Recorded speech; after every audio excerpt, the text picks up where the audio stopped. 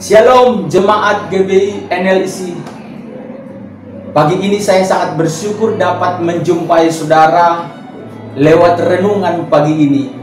Nah, Bapak Ibu Saudara, saya juga berharap saudara dalam keadaan sehat selalu dan disertai dan diberkati oleh Tuhan. Pagi ini saya rindu membagikan berkat-berkat Tuhan buat saudara, karena kita tahu hari ini kita menjalani hari-hari yang susah, hari-hari yang sulit, di mana kita dapat merasakan begitu banyak persoalan, begitu banyak pergumulan, begitu banyak kesusahan yang dihadapi manusia akhir-akhir ini. Namun percayalah, selalu setiap pagi kami datang menjumpai umat Tuhan, supaya kiranya umat Tuhan mendapat kekuatan dari Tuhan. Itu sebabnya pagi ini juga saya rindu saudara mendapatkan kekuatan lewat firman Tuhan. Firman Tuhan hari ini, Tuhan menepati janjinya yang terambil dari 2 Petrus 3 ayat 9. Demikian firman Tuhan. 2 Petrus 3 ayat 9. Tuhan tidak lalai menepati janjinya, sekalipun ada orang yang menganggapnya sebagai kelalaian, tetapi ia sabar terhadap kamu, karena ia menghendaki supaya jangan ada yang binasa, melainkan supaya semua orang berbalik dan bertobat. Nah, Bapak Ibu, kalau kita terus merenungkan firman ini, bahwa maksud Tuhan menjadikan manusia supaya manusia tidak binasa, karena pada akhirnya semua kehidupan kita ini harus kita pertanggungjawabkan di dalam Tuhan.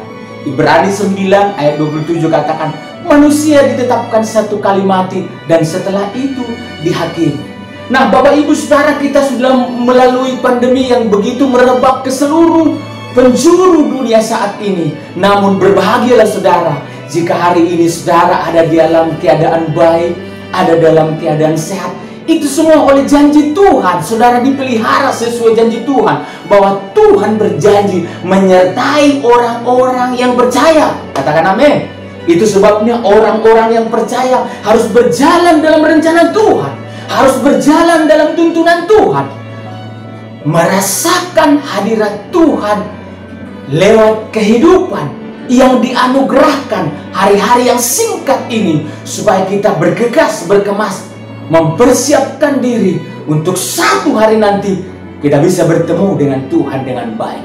Nah, Bapak Ibu Saudara, yang pertama Tuhan ingatkan di sini bahwa ia sabar terhadap kamu. Artinya sabar di sini saudaraku, bahwa kesabaran yang diberikan Tuhan kepada kita, manusia itu saudaraku mengalami berdosa, melakukan dosa dan banyak hal dalam hari-hari hidupnya.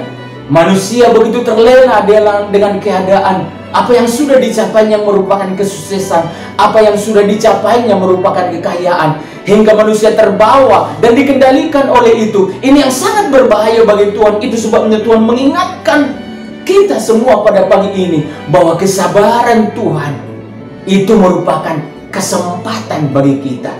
2 Petrus 3 ayat 15 dikatakan demikian, anggaplah kesabaran Tuhan kita sebagai kesempatan bagimu untuk beroleh selamat. Bapak Ibu Saudara, bahwa waktu-waktu yang kita lalui ini adalah waktu yang sangat singkat.